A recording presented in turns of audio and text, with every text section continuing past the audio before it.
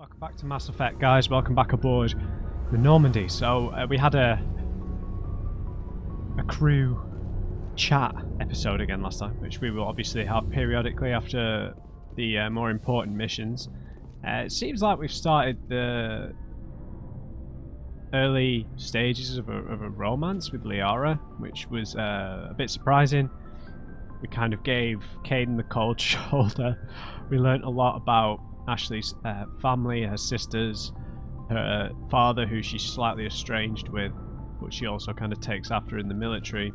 And we learnt about Garrus's kind of lost suspect, I guess, or lost C-Sec case, the kind of unethical doctor who escaped the Citadel. And we got a side quest from that. We also spoke to Rex about his family history, about how he was kind of a revolutionary in terms of Krogan politics, about how he was trying to change their focus from war and battle and trying to shift it onto the whole fertility problem with the Krogans to try and ensure that they were able to breed, to try and find a way around it. And he was betrayed by his own father, and he had to kill his own father and had to flee his homeworld that he's not been back to since. Quite tragic, really. I think that probably feels like a very Krogan story, right? I guess. And we also learned a lot about Tali and her family, how her mother passed away a few years ago, how her father is one of the... I don't know, I can't remember if he was like the leader of the Quarians or if he's just like one of the important figureheads. I think it kind of sounded like he's like their leader, their elected leader. So she's kind we asked if she was like royalty, but because they have elected officials, she's just kind of like an important political figure's daughter. But her father seemed very much a career-orientated person. She wasn't too close with him in an emotional sense, but he was always there for her. So yeah, we learned a lot about the crew. We've learned a bit about Caden's backstory already with his biotics. We learned a lot about that quite a while ago. So it was nice to delve into the backstories of the characters. We picked up 2 side quests. The one for Rex was for his family armor that I think it was his grandfather lost. A Turian who like auctions stuff on the black market from the war has it. One of you told me in the comments that I need to start selling stuff, and I agree. And you told me that the sell all junk button is unreliable, so I need to sell stuff. Yes. Yes. See what you got. You bet, man. All right, so we're gonna have to sell stuff manually as long as that's going to take. So level 1 stuff. I'm not going to sell Omni tools. So for the minute, I'm just going to sell weapons before I sell ammo or upgrades. So let's get rid of like level 1 weapons. Is there a button I can? Yeah. Right.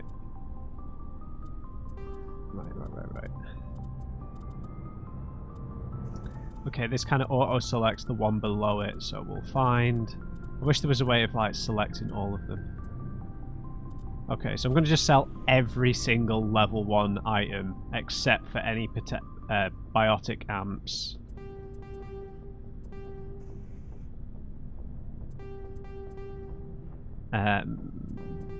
Yeah. Shotguns, fine, get rid of them. Rifles, fine. Gladiator. I might keep that because we don't really have much armor, right? I think I'm just going to sell all the guns because most of our guns are in the 4s and 5s at the minute, right? So these are all the level 2s. Human heavy. I don't think we've got any humans that can use heavy armor, right? Oh no, Ashley can. We'll keep that. Right, sniper rifle. Armor, not sure. We'll keep that armor.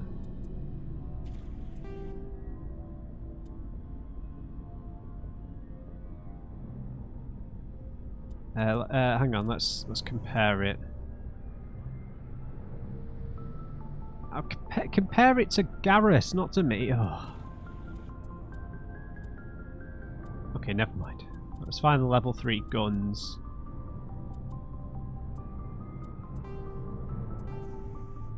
Right.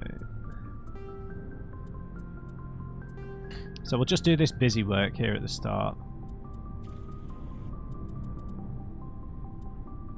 Oh god. These were nice guns for a second.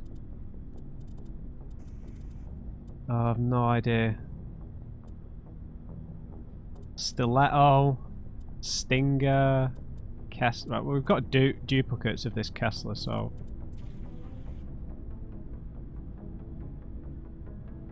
So we can sell 3 of them.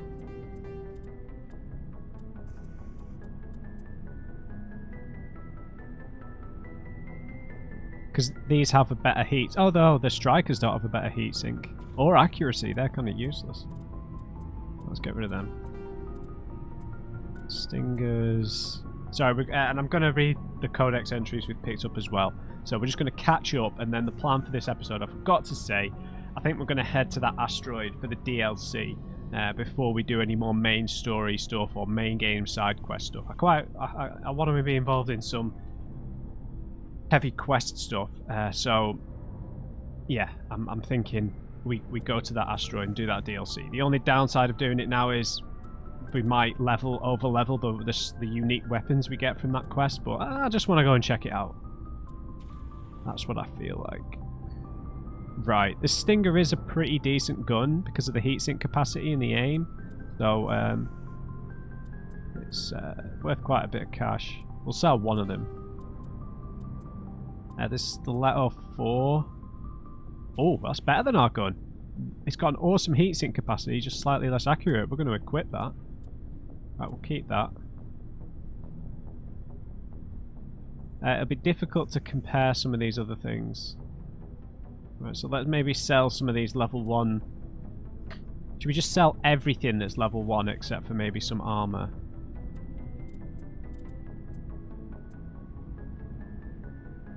Look, this is better than ours. Oh no, it's not. Ours has better shields, better tech defense. Right, I won't sell armor, but I'm going to sell other stuff. Right, so we'll get rid of these chemical rounds. Combat sensor. Is this like a passive upgrade, or is this an armor upgrade? I'm not sure. Let's not sell an Omni tool.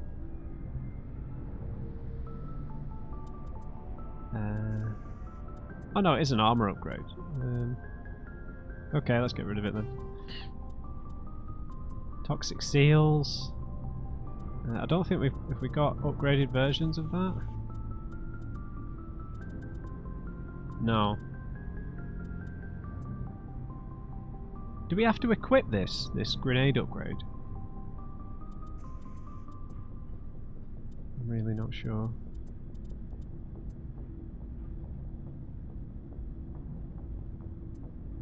That's rubbish. Right, let's get rid of level 2 stuff then.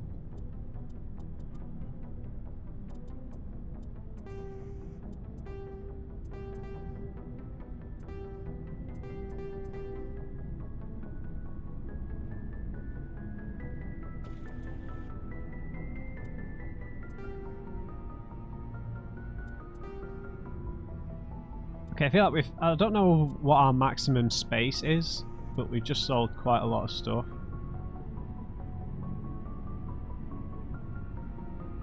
Oh my god, look at all this. Look at all these medical interface upgrades. We can sell 2 of these.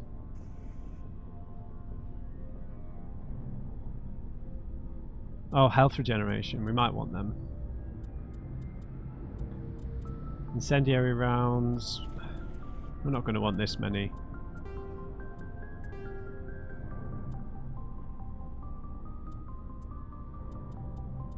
I'll keep 2. Keep 2 of them. Loads of cryo rounds.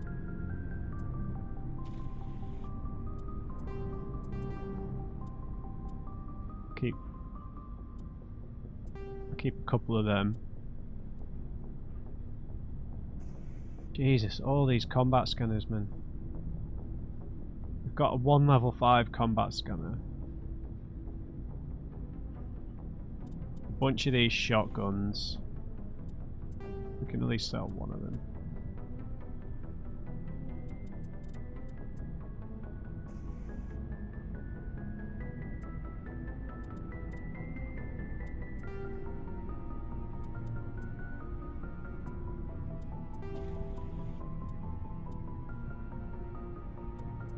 Right, we'll sell a bunch of these.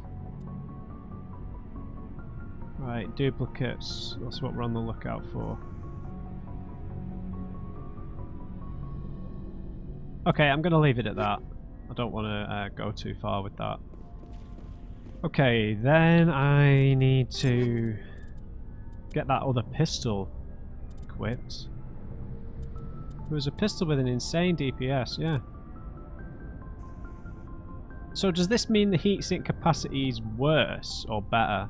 I feel like that means it's better. It's got better damage at least, man. I don't know what this means. I feel like that means it's better. We can check in here, right? No one's going to get mad at us. Oh, we've not got our guns. Okay. Right, Codex. We've got quite a lot of entries here, guys. So, welcome to the library. Interesting stuff first is usually races and political stuff as opposed to technology and, well, as opposed to vehicles and ships. It kind of goes over my head a bit, the stuff that's to do with physics and the way stuff's built. I go a bit cross-eyed when that stuff comes up. Right. So we've got stuff about Asari religion and Turian biology. Excellent. We have heard her mention the goddess. So, Liara, that is. Not her. How rude, Matt. How rude. Right. The pantheistic mainstream Asari religion is Siari. That's not confusing at all. Asari and the Siari, for fuck's sake. Which translates roughly as all is one. The faithful agree on certain core truths. The universe is consciousness. Every life within it is an aspect of the greater whole. And death is a merging of one's spiritual energy back into the greater universal consciousness. Siarists don't specifically believe in reincarnation. They believe that spiritual energy returned to the universal consciousness upon death will eventually be used to fill new mortal vessels. Siari became popular after the Asari left their homeworld and discovered their ability to meld with nearly any form of life. Recording check. Sorry, jeez. Don't mention Jesus. Right. With any form of life. This ability is seen as proof that all life is fundamentally similar. Siari priestesses see their role as promoting unity between the disparate shards of the universe's awareness. Okay. Before the rise of Siari pantheism, Asari religions were as diverse as their political opinions. The strongest survivor of those days is the monotheistic religion worshipping the goddess Athame. Like the Asari, the goddess cycles through the triple aspects of maiden, matron, and matriarch. Interesting. I mean, that's obviously this is its own thing. But of course, you're naturally going to compare it to religions on Earth, right? I mean, this sounds to me more. This sounds a little bit like. Oh, it's gone. It's gone from my brain. This sounds a bit like Shintoism to me. Like that, in my personal opinion, as someone who studied religions a little bit but is still pretty staunchly atheist, I always find that the religions that have more that I have an easier time getting along with, let's say, are the religions that have a more fundamentally feminine element to them, right? And like the big three monolithic religions are the ones I have the biggest problem with, generally speaking, because they kind of mimic the kind of stop saying kind of, Matt. They mimic the structure of like a monarchy, essentially. You know, with like one guy who's in charge with his son who runs around, who's a bit of a failure, and whereas, you know, things like Shintoism, things like Buddhism, have more of a connection to like a kind of wider consciousness and caring for a group of people, and a Mother Nature element to them. Whereas I feel like the monolithic religions, you know, like all the forms of Christianity, like Islam, like Judaism, all have a kind of like overtly masculine feel to them, where it's like there's like one guy who's like all powerful, right? Kind of like when you go around to some guy's house and he tells you that he's decorated the whole place, he's renovated the whole place, he didn't have any help, he did all of it, and that's a lie.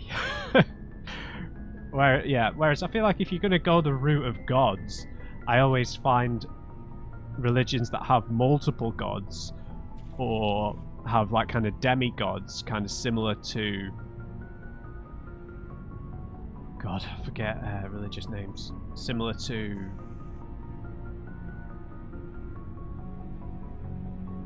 Why can't I remember? It'll come to me like Shintoism came to me. Like in India. What am I talking about? In Hinduism. Like in Hinduism, you know, where the gods are responsible for certain walks of life. I know there's like 3 major gods in Hinduism, and then they kind of get split down to various bits, or kind of like the Greek gods,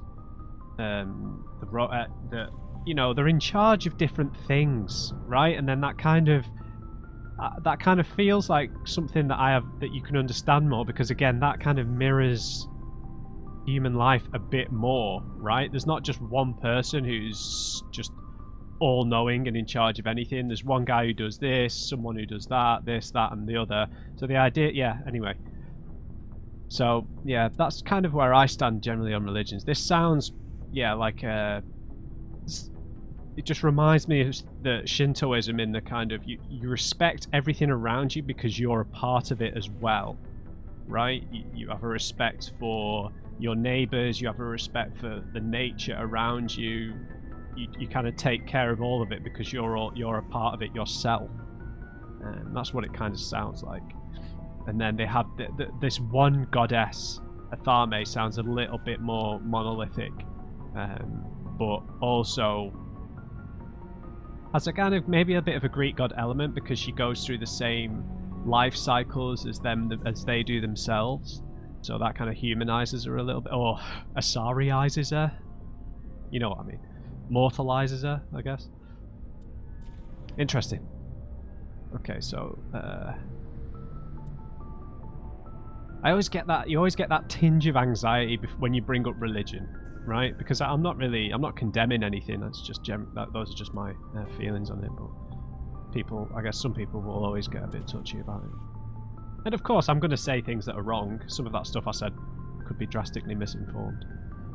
Okay, the Turian homeworld, Palaven, has a metal-poor core. Okay. Generating a weak magnetic field and allowing more solar radiation into the atmosphere. To deal with this, most forms of life on Palaven evolved some form of metallic exoskeleton to protect themselves. Their reflective plate-like skin makes Turians less susceptible to long-term low-level radiation exposure, but they don't possess any sort of natural armor. Okay, interesting. So their metallic exoskeleton isn't necessarily physically strong, it's purely based on the radiation. Okay. A Turian's thick skin does not stop projectiles and directed energy bolts. Although life on Palaven is carbon-based and oxygen-breathing, It's built on dextro amino acids. This places the Turians as a distinct minority on the galactic stage. Dextro amino acids. The Quarians are the only other known sapient dextro protein race. The food of humans, Asari or Solarians who evolved in levo amino acid based biospheres will at best pass through Turian systems without providing any nutrition. At worst, it will trigger an allergic reaction that can be fatal if not immediately treated. Okay, wait, what? That's in terms of their diet, dextro protein base. Levo amino acid based biospheres.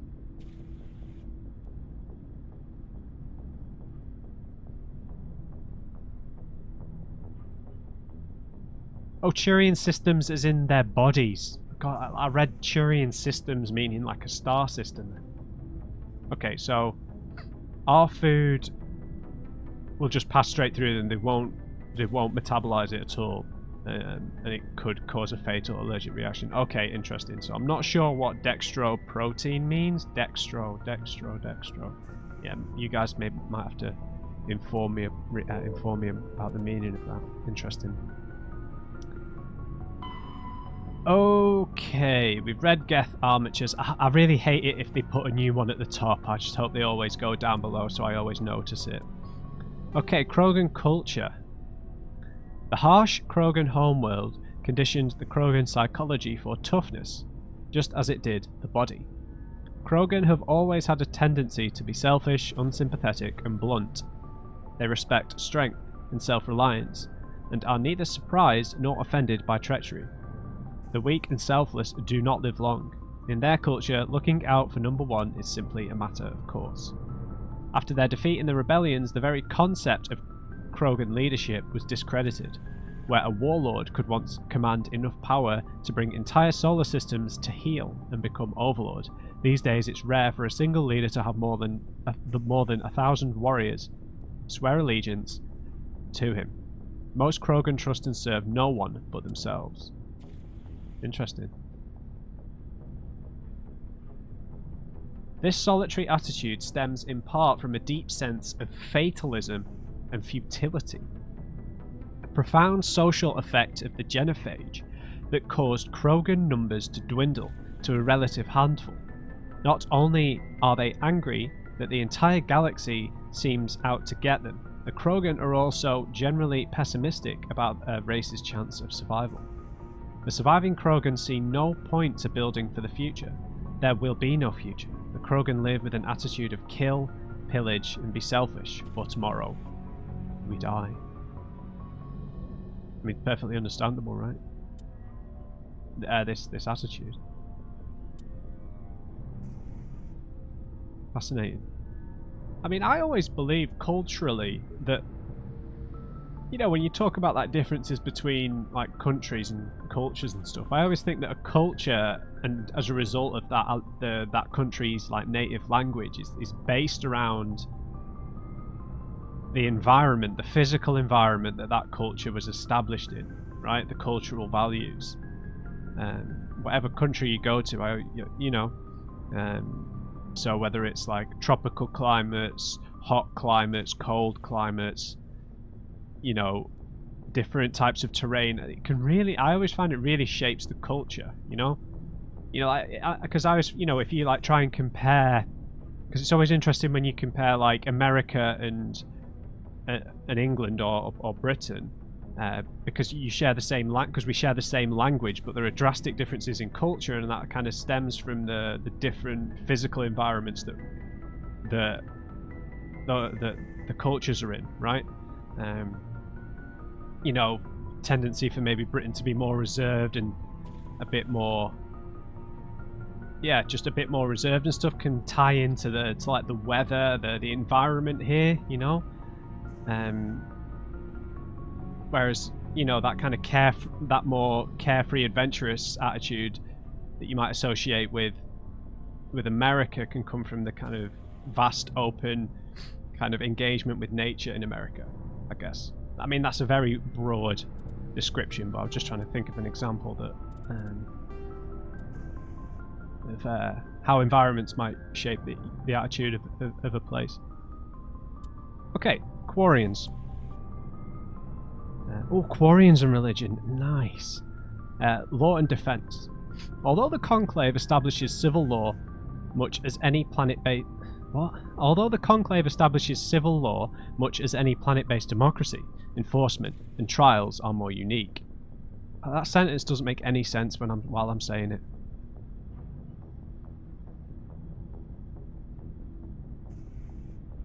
Although the Conclave establishes civil law as much as any planet-based... Should that be as much as? As much as any planet-based democracy, enforcement and trials are more unique. Okay.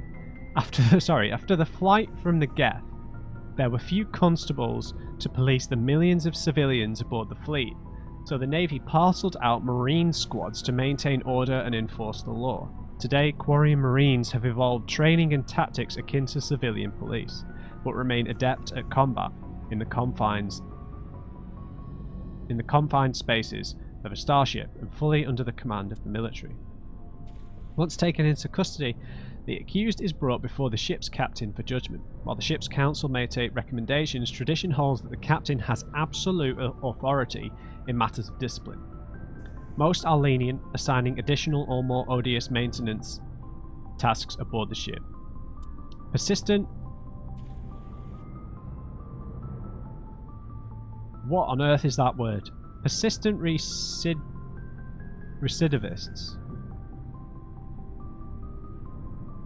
Recidivists? Wow, I cannot even comprehend what that means. Persistent recidivists are accidentally left on the next habitable world. So persistent offenders, I guess? Persistent lawbreakers? This practice of abandoning criminals on other people's planets is a point of friction between the Quarians and the systems they pass through. Captains rarely have another choice. With space and resources at a premium, supporting a non-productive prison population is not an option. In the early years, many Quarian freighters were armed and used as irregular privateers. Civilian ships still show a strong preference for armament, making them unpopular targets for pirates. Though they've rebuilt their military, there are still mere hundreds of warships to protect tens of thousands of ships. The Quarian Navy follows strict routines of patrol and takes no chances. If the intent of an approaching ship can't be ascertained, they shoot to kill. Interesting. Yeah. I mean, I guess they don't have the death penalty or anything like that, which would, as cruel as it sounds, that would be the most pragmatic way of looking at it, right? You know, because they can't afford to have a prison population. Interesting, very interesting. Okay, Quarians' religion. The ancient Quarians practiced ancestor worship. Even after abandoning faith for secularism, Quarians continued to revere the wisdom of elders.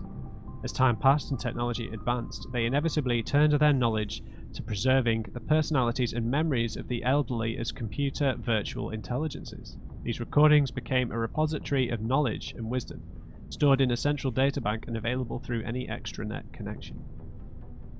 They held no illusions that this was a form of immortality. Like all virtual intelligences, their electronically preserved ancestors were not truly sapient. This was considered a surmountable problem. Sapience could surely be reduced to simple mathematics. Yeah. Interesting. The Quarians began exhaustive research into creating artificial intelligence so they could learn to escape the bounds of mortality and give their ancestral records true awareness. Unfortunately, the life of the Quarians created didn't accept the same truths they did. The Geth destroyed the ancestor databanks when they took over. Really? For a second there, I was thinking that the Geth might be their ancestors come back to haunt them. They destroyed their ancestor databank. That's probably a big point of contention, right? Killing their gods, essentially. In the centuries since they evacuated their homeworld, most Quarians have returned to religion in various forms. Many believe that the rise of the Geth and the destruction of their ancestors were chastisement for arrogantly forsaking the old ways and venerating self-made idols. Others have a more philosophical outlook, believing that their race was indeed arrogant, but no supernatural agency lay behind the Geth revolt. Rather, the Quarians' actions wrought their own doom. Either way, every Quarian would agree that their own hubris cost them their homeworld. Interesting. They've always been a very kind of pragmatic, scientific base for their religions. Revering past leaders, past iconic figures in their societies and cultures, not just a kind of grand fabricated figure, which I guess I find more understandable. Okay, that has been fascinating. What else have we got? Humanity. Military doctrine. Okay, I don't think this will be of much interest to me, but okay. The Alliance military is of great concern to the galaxy. At first contact with the Turians, they were completely inexperienced. Turian disdain changed to respect after the relief of Shanxi, where the humans surprised them with novel technologies and tactics. The human devotion to understanding and adapting to modern space warfare stunned the staid council races. For hundreds of years they had lived behind secure walls of long-proven technologies and tactics. The council regards the Alliance as a sleeping giant. Less than 3% of humans volunteer to serve in their military, a lower proportion than any other species. Okay. While competent, Alliance soldiers are neither as professional as the Turians nor as skilled as the Asari. Their strengths lie in fire support, flexibility, and speed. They make up for their lack of numbers with sophisticated technical support, virtual intelligences, drones, artillery, electronic warfare, an emphasis on mobility and individual initiative. Their doctrine is not based on absorbing and dishing out heavy shocks like the Turians and Krogan. Rather, they bypass enemy strongpoints and launch deep into their rear, cutting supply lines and destroying headquarters and support units, leaving enemies to wither on the vine. On defense, the human military is a rapid reaction force that lives by Sun Tzu's maxim: he who tries to defend everything defends nothing. Garrisons are intended for scouting rather than combat, avoiding engagement to observe and report on invaders using drones.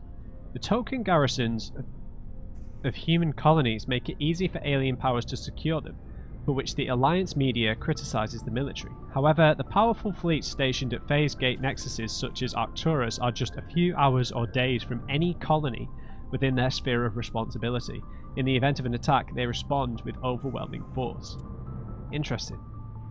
So like the human forces kind of almost guerrilla tactics, modularity is kind of what threw off the alien races. I mean, this is kind of reminiscent of the revolution in war that that Napoleon brought around, right? I mean, I studied Napoleon quite extensively at school, or at college even, which, for American reference, that's not, I don't mean university, I mean in college, which is when I would have been 16 to 18, that's what we call college. But yeah, like Napoleon revolutionized a lot of things in terms of the war machine, in terms of using flanking tactics, terrain to his advantage, using the high ground, not carrying like a food supply, a giant food supply with the army, instead pillaging from farms of the conquered territories meant he created a very mobile army. It sounds quite similar to that in description, right, where everyone else was using kind of almost like an agreed upon military engagements, and the humans kind of just were more pragmatic and tactical. Oh, was there something else? No. Ships and vehicles. Heat management, crew considerations, combat endurance. Jesus, look at the time. Faster than light drives, Sovereign is the flagship of the Rogues. Be quiet. Right. Okay, I'm going to read this one. I'm not going to read... I know I've left a lot of those secondary ones for a while now, but I'm halfway through the bloody episode. Right, Sovereign is the flagship of the rogue spectre Seren. An enormous dreadnought larger than any other ship in any known fleet. Sovereign is crewed with both Geth and Krogan. Yeah, I guess they're mercenaries, right? At 2 kilometers, and they're expendable to him, as we learned from Rex. At 2 kilometers long, its spinal-mounted main gun is likely capable of penetrating another dreadnought's kinetic barriers with a single shot. How Seren acquired this incredible warship is unknown. The prevailing opinion is that Sovereign is a Geth construct, while others believe it's a Prothean relic. Its design, however, hints at a more alien and mysterious origin. I don't think it's Prothean, I think it's the Reapers. Or perhaps the progenitor to the Prothean's technologies. You know, something like that. I don't think it's Prothean. The attack on Eden Prime demonstrated Sovereign's ability to generate mass effect fields powerful enough to land on a planetary surface. This implies it has a massive Element Zero core and the ability to generate staggering amounts of power. It also might mean it's easier to blow up. Alright. Yeah, so this is Rex's quest. Picked up a ton of quests. Oh, these are assignments, sorry. Pharos is the main quest. Alright, let's head back up. And we'll check out the galactic map. Well, that was interesting. Nice bit of religion. Religious discussion, military tactical discussion, some history.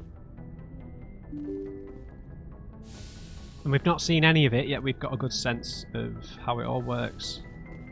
Awesome. Right, let's have a look. Good timing, Commander. We got a transmission coming in from the Citadel. Top priority clearance. From who? Is it the Ambassador? It's not his signature. I think it's from the Council. I'll patch it through to the comm room. Okay. That's weird. I was about to go do the DLC. What the hell's this? Commander Shepard, yes? we've received information that may be critical to your mission against Seren. Go ahead. What kind of information? We've received an urgent message from one of our infiltration regiments in the Traverse. Shouldn't I have been aware of these infiltration units? You mean spies? Spectres tend to attract attention, Commander, but they are only one arm of the Council. Special task groups are often a better option for monitoring developing situations. Okay. We currently have several infiltration units scattered throughout the border regions of Citadel space. This particular unit was gathering intel on Seren. Okay.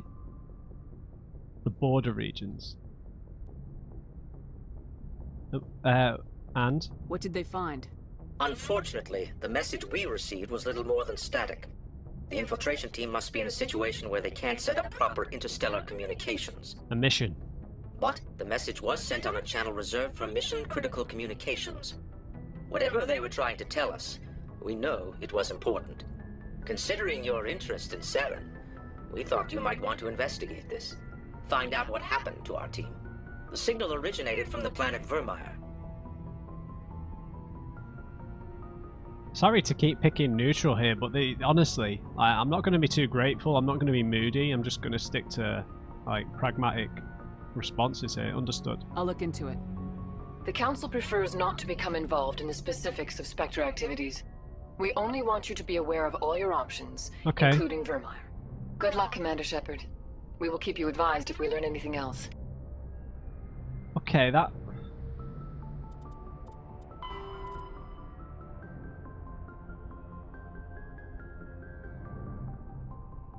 Okay, so you guys are going to have to tell me, because I was told that, you know, there are maybe 4 main things to do that will trigger, the point of no return.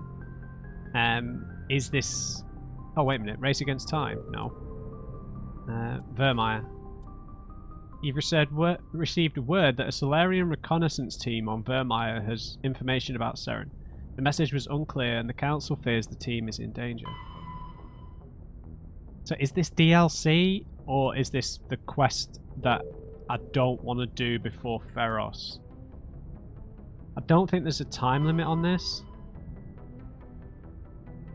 You need to explore Pharos, Novaria, the Artemis Tau cluster, and Vermeer to find the clues that will lead you to the conduit before Seren. Okay, so this sounds like the fourth thing I was told about to maybe not go to until I've done everything else. So I'm declaratively asking you guys now, is Vermeer something that should be left until, you know, last, or is it DLC or something like that? Okay, thank you, Council. 40 minutes into the episode. Bloody hell. Right, we're heading to the asteroids. Alright, Novaria, good riddance. We've scanned everything here. But we should probably look into Strenus. Okay, so there's Vermeer. Sentry Omega. Calpal Verge, Styx, Hawking. The Argos Row is where one of the side quests was for either Garrus or Rex.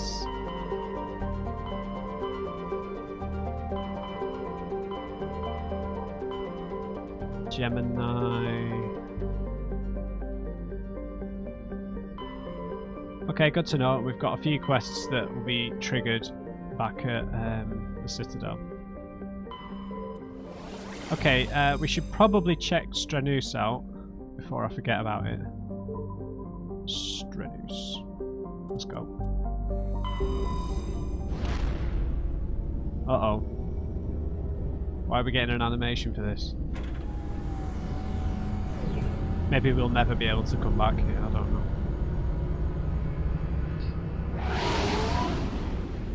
Maybe we're going to get a cutscene with Seren about Venezia dying. Possibly. Commander, urgent message from Alliance Command coming in. I'll patch it through. Another one. Shepard, this is Admiral Hackett from Alliance Command. Okay. We've got a situation here, and you're the only one that can handle it. How can I help? What do you need, Admiral? There's an Alliance training ground where we test weapons and technology in live fire simulations. One of the VIs we use to simulate enemy tactics in the drills is no longer responding to our override commands. It's gone rogue. As in, it's evolved? What's happened? Are you telling me this computer is thinking on its own? We're not stupid, Shepard. This is a virtual intelligence, not a true AI.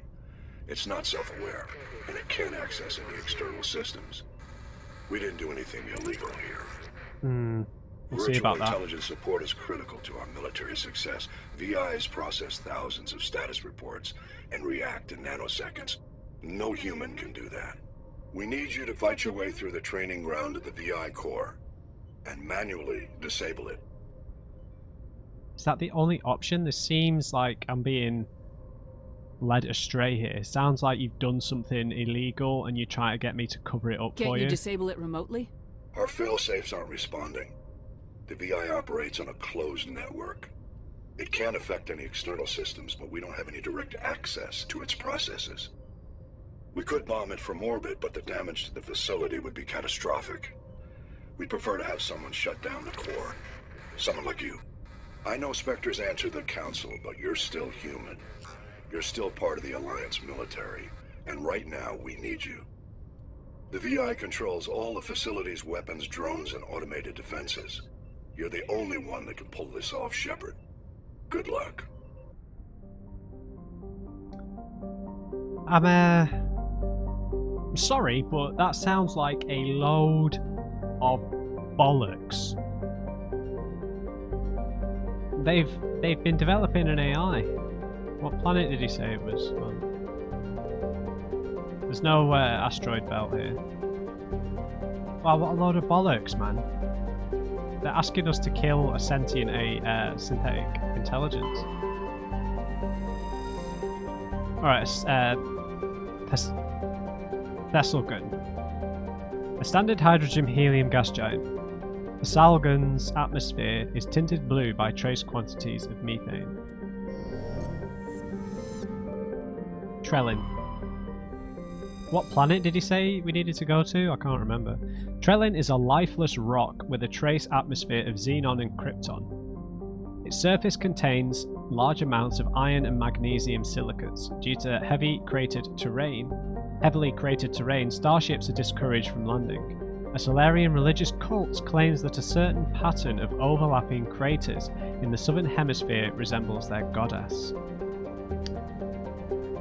Have we seen a female Solarian?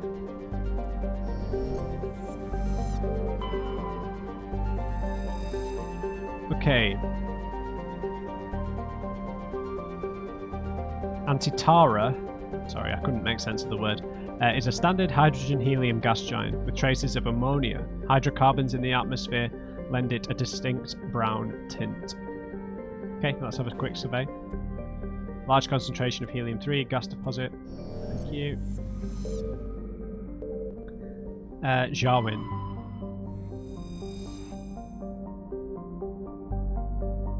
This looks like one we're supposed to be able to land on.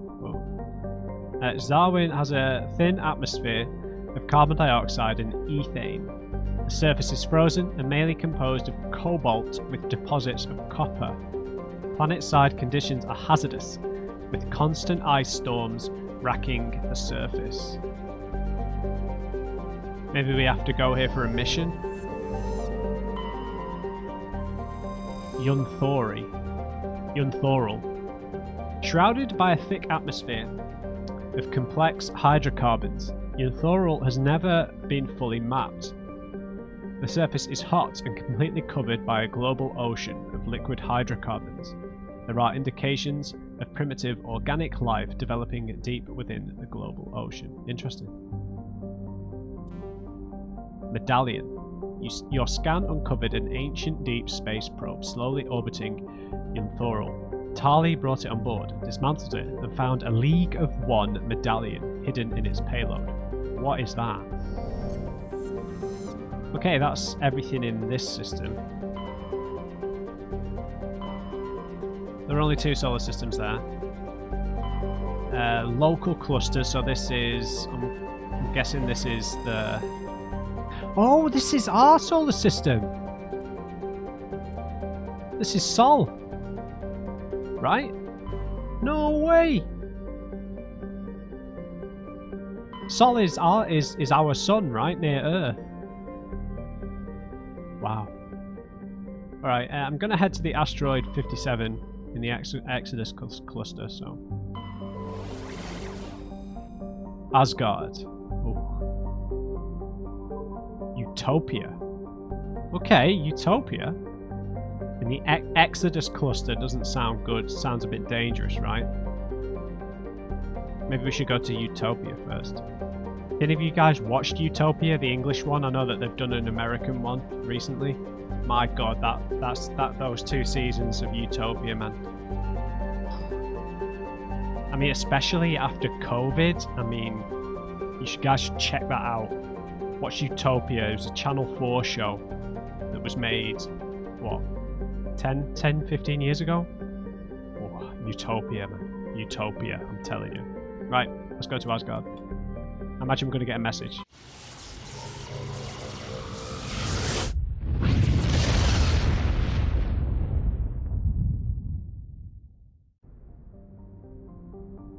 Okay, let's have a little goose at the surrounding planets before we go to Asteroid X57. Terra Nova, Boar, Loki, Tyr. Okay, so these are Norse god names, right?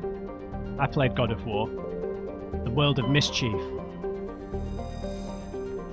Loki is a small terrestrial world with little to recommend it. One hemisphere is largely covered by an ice cap, and the other by craggy basaltic highlands. The rough, varied terrain suggests an ancient cataclysm caused significant damage to the world. This is seemingly reinforced by its unusually elliptical orbit, which reaches 6.5 AU at perigee and 7.1 AU at apogee. I don't know what they mean.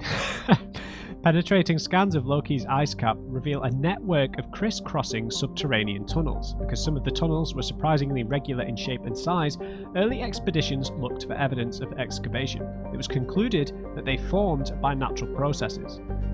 Loki's thin atmosphere is mainly composed of krypton and xenon. When it approaches perigee, frozen sulfur trioxides and dioxides can evaporate into clouds on the hemisphere facing Asgard. interesting. Lovely. It's got a lovely variance of colour to it and the shades. Very light gravity.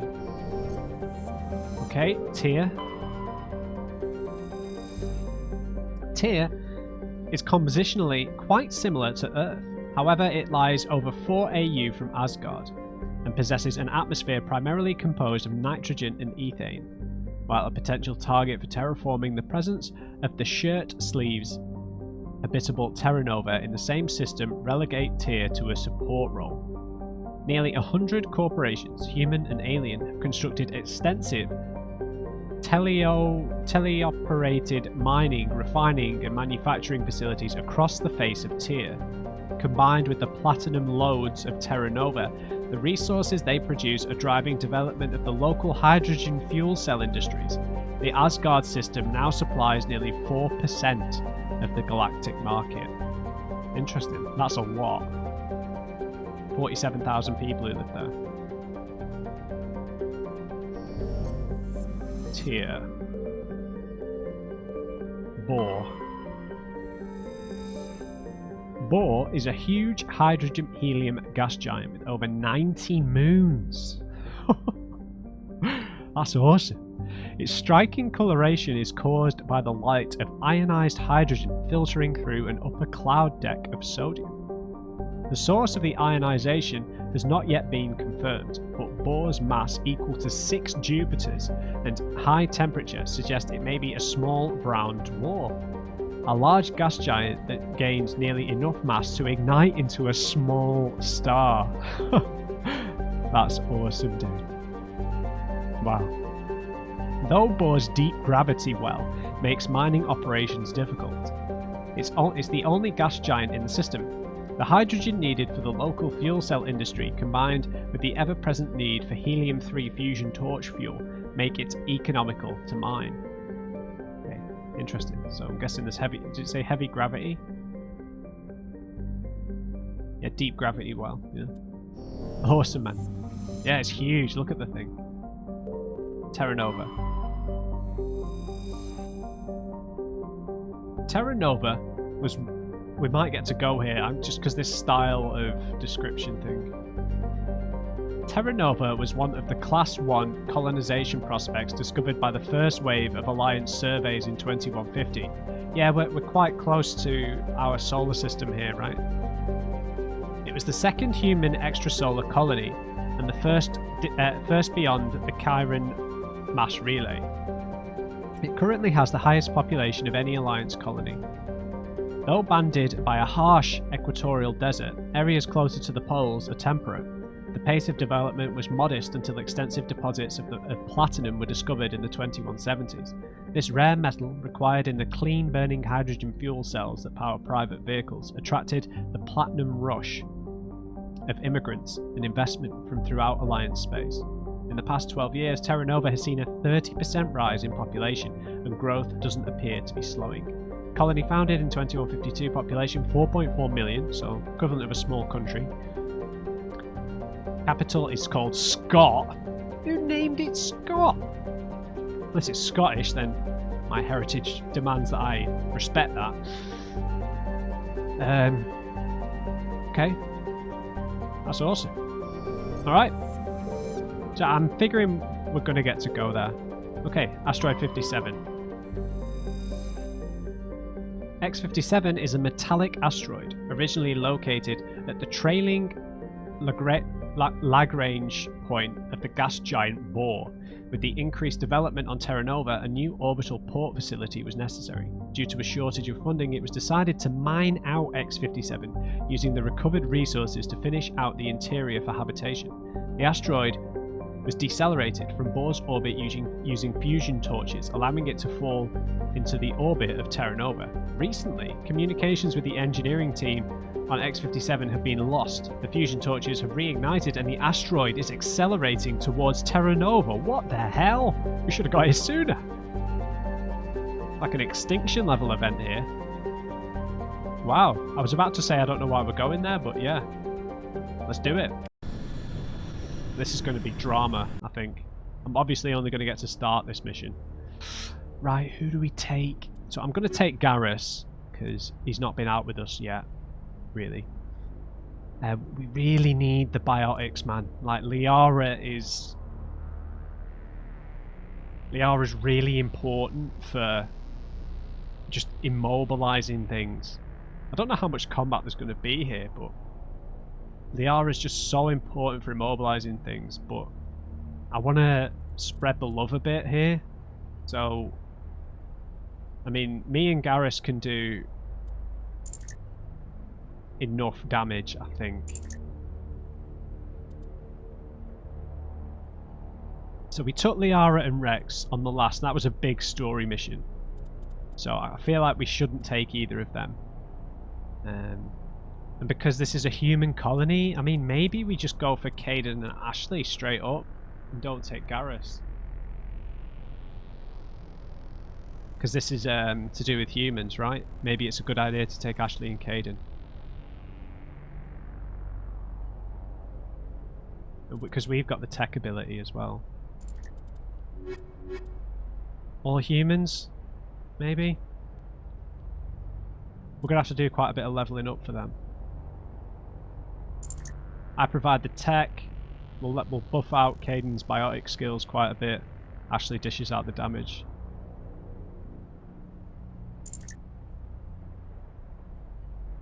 I really want to take Garrus, but this seems like a bit more logical. We can always we might be able to come back and change it, but we'll take Garrus on the next main story stuff. It's difficult to fit Tali in, it really is, because we have the tech abilities as well. We're like the exact same build. No, this is tricky.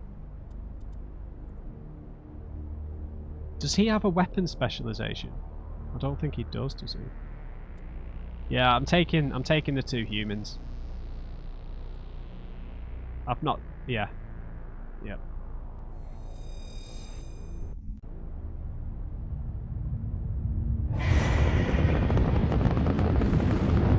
Okay, this is bad. Status. Sensors reveal 3 fusion torches propelling Asteroid X-57. At its current rate of acceleration, the asteroid will collide with Terra Nova in approximately 4 hours. 4 hours? Analysis. Torches must be disabled to cease the acceleration. Hello.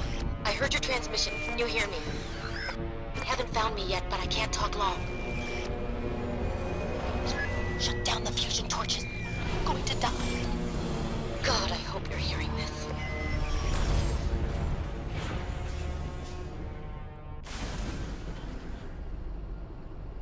Alright.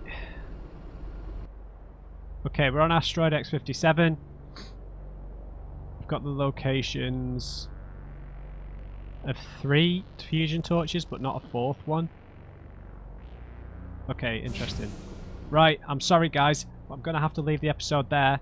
Oh no, wait. We'll do the leveling up. Jesus, Kaidan. No, he doesn't have any weapon specializations, man. We've not taken Kaidan out, really, for any combat since Eden Prime. Okay, so he's a mixture of tech and biotics. I think I'm going to build him out as a biotic.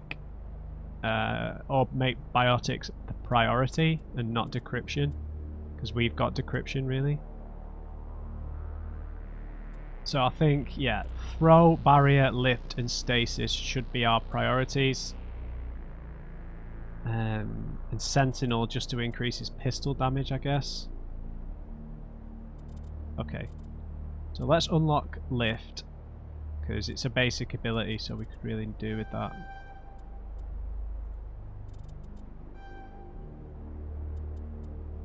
Advanced throw. Okay. Get just base lift. Get advanced barrier. Get stasis. I feel like it's advisable just to unlock as many abilities that they can spam as possible, so that they have the base versions, right? Neural Shot would be very useful. So I feel like we just get the base abilities, right? like so. I know I'm not trying to spread myself too thin here, but neural shock is really useful. Okay, then we try and maybe specialize in a few other things now that we've got all these abilities that he can spam now. Like lift is like extremely useful. Extremely useful. So stasis. So I just think we stick a bunch of points into these. And then... yeah. And he's really well rounded on his biotics. He's got some tech abilities that are useful. And then maybe we max out his sentinel to reduce the cooldowns. Yeah. And then we've got 2 more points that we could probably just stick into. I think we put them into lift. I think lift is one of the most useful because stasis we can't do damage to them, right? So I think we put these points into lift. I'm happy with that. We'll need some new armor for him as well. Okay, we've maxed out the assault rifles and the soldier stuff for Ashley. So I'm thinking combat armor, damage reduction, and hardening increases are good. Assault training, increased damage. Yeah, I think we go for advanced adrenaline burst, and then yeah. Then I think we go advanced immunity, and we've got 2 more points. We don't need another healer. Sniper rifles. Yeah, I think we just go assault training for the extra damage. Perfect. Right, I'm happy with that. We're going to make a hard save. And then we're going to end the episode there, guys, because it's over an hour. So, hope you enjoyed this episode. A lot of discussion, a lot of chatting. We picked up a bunch of extra missions. I need you guys to inform me about what's a side mission, what, you know, maybe, you know, what I should maybe leave. I'm going to do stuff in the order that I want, but I don't want to trigger main story stuff that, you know, is a bad idea. So, yeah, hope you enjoyed this episode. Leave me a like if you enjoyed it, and just remember, everybody, never trust an uncrate. I'll see you back on Asteroid X-57.